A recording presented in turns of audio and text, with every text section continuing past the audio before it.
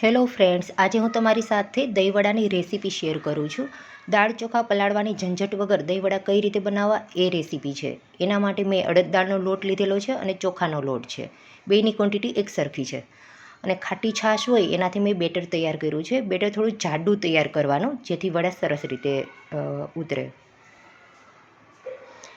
Better તૈયાર થઈ ગયું છે. એને હવે 4-5 કલાક માટે રહેવા દેવાનું છે, જેથી આથો આવી જાય. 4-5 કલાક પછી આપણું બેટર તૈયાર છે અને એની અંદર ખાલી નમક જ એડ કરવાનું છે.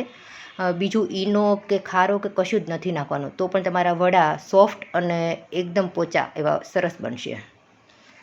તેલ ગરમ થઈ ગયું છે. એની અંદર આ રીતે વડા ઉતારવાના છે હાથની મદદથી, અને ગોલ્ડન બ્રાઉન કલરના થાય, લાઇટ ગોલ્ડન બ્રાઉન થવો જોઈએ ત્યાં સુધી એને તળવાના.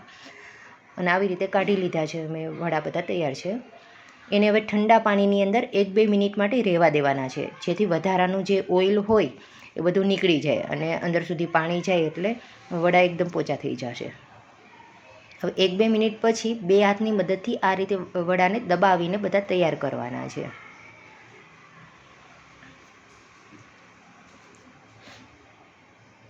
જુઓ, આ રીતે બધા વડા તૈયાર કરી લેવાના છે.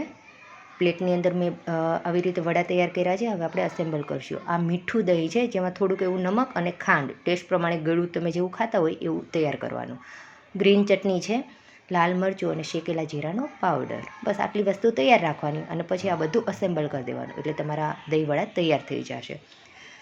જો તમે લસણ યુઝ કરવા માગતા હોય તો લસણની ચટણી અને ખજૂર આંબલીની ચટણી પણ નાખી શકો છો, પરંતુ આ સિમ્પલ રીતે ખૂબ જ સરસ લાગે છે. જો કેટલા મસ્ત છે, ખાવામાં બી બહુ જ સરસ છે અને ટેસ્ટી છે.